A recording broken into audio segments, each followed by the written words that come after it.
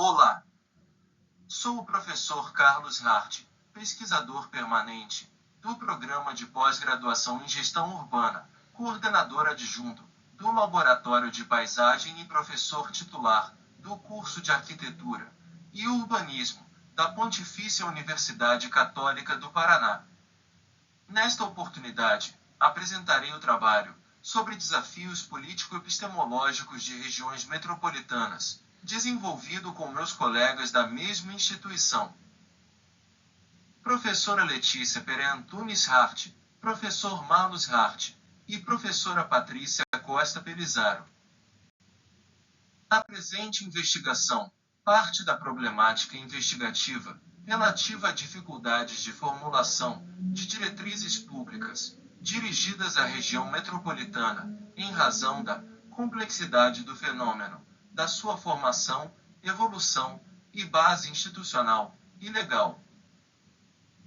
Resta, portanto, ao ensino superior e à pesquisa a responsabilidade de enfrentamento desses obstáculos, por intermédio de sua análise e publicação de resultados que possam subsidiar as instâncias de decisão político-administrativa. Face a essas questões, o objetivo geral do trabalho é analisar desafios político-epistemológicos dessas conjunturas no país, adotando a região metropolitana de Curitiba, Paraná, como estudo de caso. Para o seu alcance, foram adotados procedimentos metodológicos vinculados à técnica Spider, compreendendo a amostra, região metropolitana selecionada, de Curitiba. Fenômeno de interesse, relações entre temas teórico-epistemológicos e práticas político-empíricas. Esquema, levantamento randômico, de fontes consultadas, publicações científicas e institucionais. Avaliação, teores direcionados a respostas ao questionamento investigativo.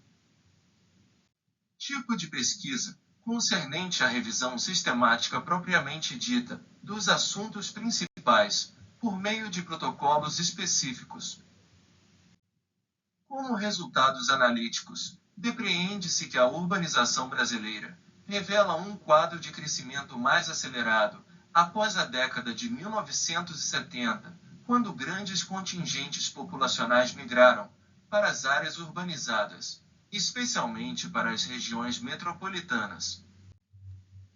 Este processo foi substancialmente alterado nos últimos decênios, resultando em taxas de crescimento demográfico bem mais reduzidas, o que, em nível nacional, alterou de 2,9% ao ano na década de 1970 para 0,8% na década de 2010. Hoje, mais de 87% da população do Brasil é urbana. Destes, 25% vive nas 15 maiores cidades do país, com as regiões metropolitanas abrigando 48,5% dos brasileiros, equivalendo a 83,8% do total, em áreas urbanizadas. Da composição inicial da região metropolitana de Curitiba, com 14 municípios originais em 1973, quando da criação das 8 primeiras regiões metropolitanas do Brasil, passou para 29 municípios até 2011. Esse fato denuncia a fragilidade na administração regional, relacionada à tipologia dessas entidades administrativas. Em 1974, foi criado o primeiro órgão responsável pela gestão da região metropolitana de Curitiba, estabelecendo o início do seu processo de planejamento. Em 1978, houve o marco inicial desse planejamento, o Plano de Desenvolvimento Integrado, o qual foi revisado em 1982. Em 1988, em paralelo à promulgação da Constituição Federal, que delegou aos estados o estabelecimento de regiões metropolitanas, foi elaborado um amplo plano de investimentos. E em 1994, foi desenvolvido um programa de saneamento ambiental, PROSAN, envolvendo vultosos recursos financeiros. Com o advento do Estatuto da Cidade em 2001, foi estabelecido um processo de replanejamento, que culminou em um segundo plano de desenvolvimento, relativamente inconcluso em 2002, sendo revisado e aprovado em 2006. Com a promulgação do Estatuto da Metrópole em 2015, novamente, foram dispendidos esforços conjuntos de planejamento. Atualmente, foi concluído o Plano de Desenvolvimento Urbano Integrado, em fase de aprovação.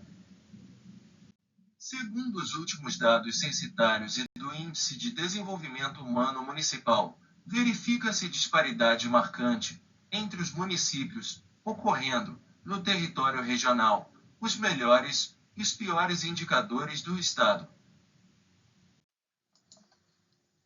Desde o início do século, alguns desafios são reconhecidos, a exemplo de riscos ao ordenamento territorial, notadamente em termos de usos inadequados do solo, com delimitação de zonas de controle, para utilização de águas superficiais e subterrâneas, além de áreas de proteção e conservação, bem como de consolidação e de expansão urbana. Outras dificuldades dizem respeito a arranjos institucionais, especialmente quanto à participação de cada nível governamental e da sociedade civil organizada, com resolução de funções públicas de interesse comum associadas a diretivas de administrações locais e de planos setoriais compatíveis e integrados.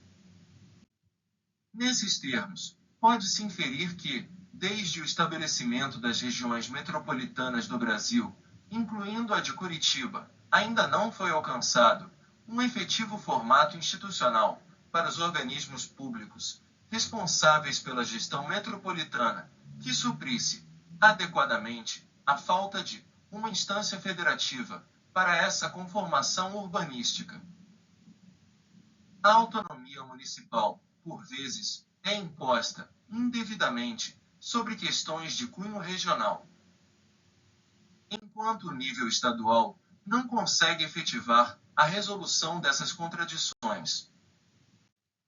Porém, pode-se confirmar o êxito em algumas ações do órgão metropolitano, especialmente nos casos do macrocontrole da ocupação do solo, sobretudo em áreas de mananciais, e da relativa integração intermunicipal, sobre aspectos de mobilidade, saneamento básico. A título de considerações finais, as respostas, antes apresentadas, à pergunta investigativa sobre quais são os principais desafios político-epistemológicos referentes a regiões metropolitanas brasileiras, revelam, como conclusão, a partir do caso curitibano, um cenário ainda pendente de ajustes e aperfeiçoamentos na gestão metropolitana, com múltiplas temáticas investigativas a serem aprofundadas. Muito obrigado pela atenção. Disponibilizo, abaixo, o meu endereço eletrônico para futuros contatos.